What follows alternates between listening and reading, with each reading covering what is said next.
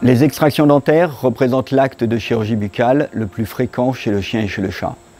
Ces indications sont multiples, mais elles ne sont malheureusement pas toujours simples à effectuer.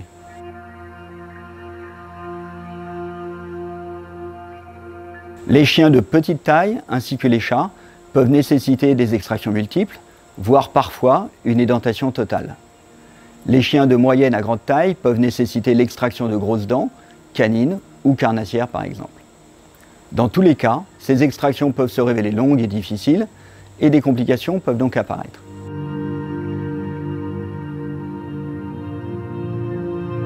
Il faut donc disposer d'un matériel adapté permettant de faciliter le travail du clinicien et de gagner du temps et de travailler en sécurité pour soi et pour l'animal. Ce matériel se décompose en instrumentation manuelle et instrumentation rotative. L'instrumentation manuelle consiste en des instruments d'extraction tels que le syndesmotome de Chompray, le décolleur à périoste, les élévateurs ou luxateurs dentaires et le davier dentaire, ainsi que d'une trousse de base de chirurgie.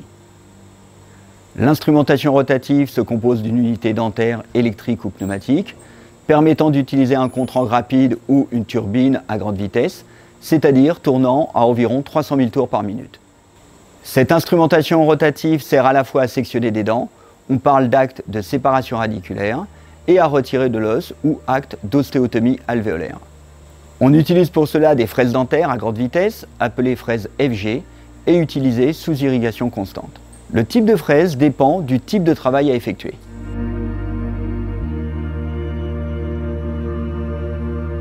Les dents très mobiles peuvent être extraites très simplement, mais malheureusement, le clinicien doit pouvoir extraire toutes les dents le nécessitant et pas uniquement les plus faciles à extraire.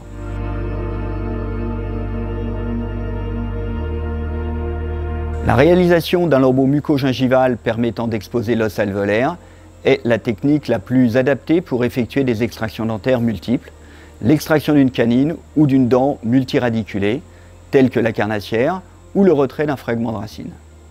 L'attache de la gencive à la dent est sectionnée avec le syndesmotome de Chompray, puis la gencive est décollée avec le décolleur à périoste. Selon les cas de figure, des incisions interdentaires à la lame de bistouri et ou des incisions de décharge verticale peuvent être effectuées pour permettre de récliner un lambeau de plus grande taille et faciliter la ou les extractions.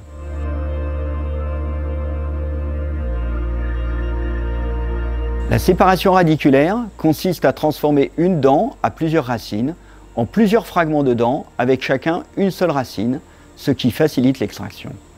Elle est effectuée avec une fraise fissure, fraise utilisée sur sa tranche et coupant donc en la mettant à plat sur la surface dentaire.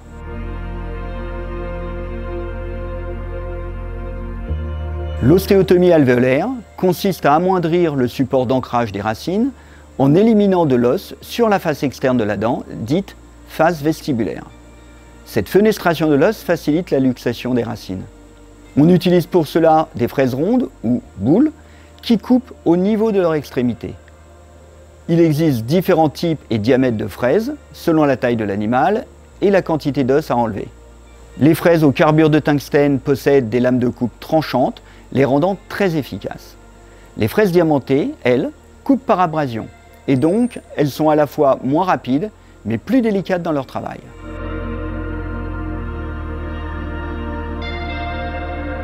Les racines des dents sont progressivement luxées avec un élévateur dentaire ou bien avec un luxateur affûté, plus efficace mais plus fragile.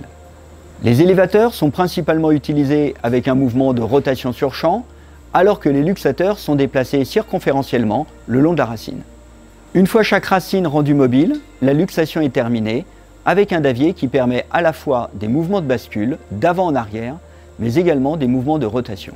Il ne faut pas utiliser le davier trop tôt avant d'avoir suffisamment mobilisé les racines, sous peine de risquer de les casser.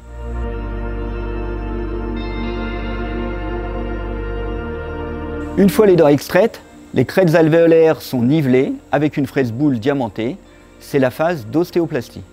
Elle permet de refermer le lambeau sur un site propre et non traumatisant. Le lambeau muco-gingival vestibulaire est déplacé en translation et suturé au côté lingual avec un fil de suture monobrun résorbable 5-0 ou 4-0.